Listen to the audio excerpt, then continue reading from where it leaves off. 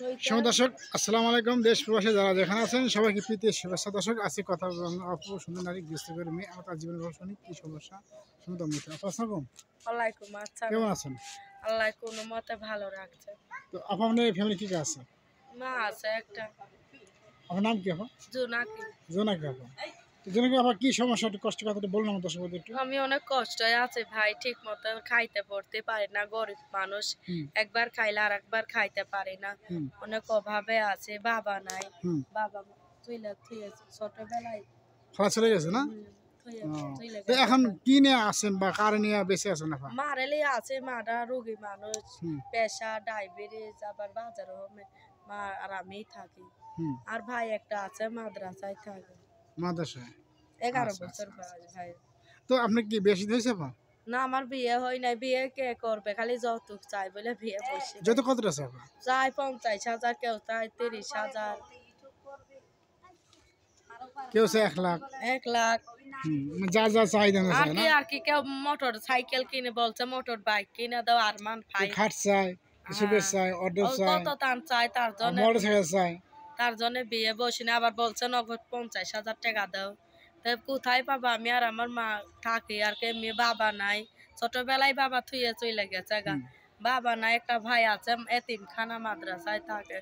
খুব কষ্ট তাই রয়েছে, কি করবে এখন? বিয়ে শাদিও বসি নাই, যত কে দেবে আর কে বিয়ে কেমনি করবো বিয়ে? সেটাই, হ্যাঁ সেটাই। গরিব মানুষ, এক বেলা খাইতেই পারি না, আর 50,000 যৌতুক দেওয়া যায় সম্ভব নাকি? তার জন্য আর বিয়ে বসে নাই। কইছে আল্লাহ যদি একটা মনের মতো মানুষ মিলিয়ে দেয়, তার জন্য তার কাছে নিয়ে আমি বিয়ে বসটা বয়স্ক মানুষ হয়তো, যে আমার পাশে দাঁড়াবে, যে আমার দুটো ডাইল ভাত খাইতে পারবে, আমি তারাই চাই।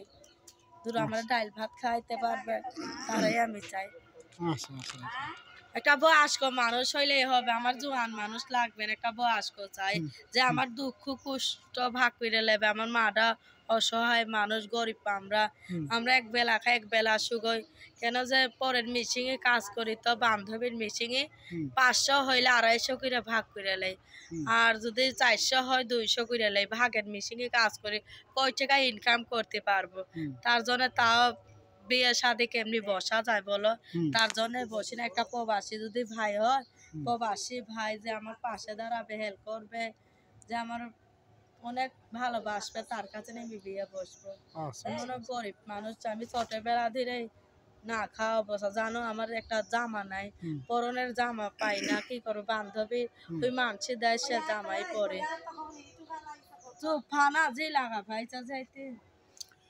তো আপা আপনার আশেপাশে কি আছে? আপনি কিরকম মানুষ চান? মানে বয়স্ক না অল্প বয়স্ক? একটা বয়স্ক মানুষ হইলে আজুর আমার ডাইল ভাত খাইতে পারবে, তার আমি সেবা যত্ন করব। উজুর পানি আগিয়ে দেবো, তার হাত পা টিপা দেবো, মাথা বানিয়ে দেবো, গোসল করিয়া দেবো, উজুর পানি আগিয়ে দেবো, জামা কাপড় কাইচা দেবো। একটা বয়স্ক মানুষ হইলে তার পাশে সারা জীবন থাকবো।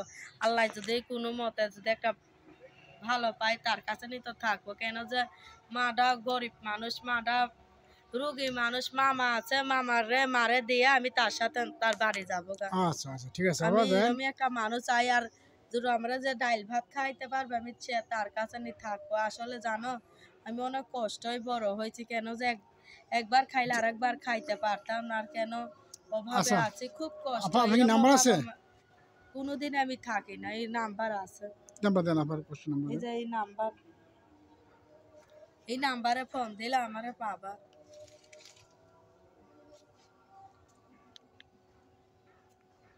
দর্শক নাম্বার বলে দিচ্ছি।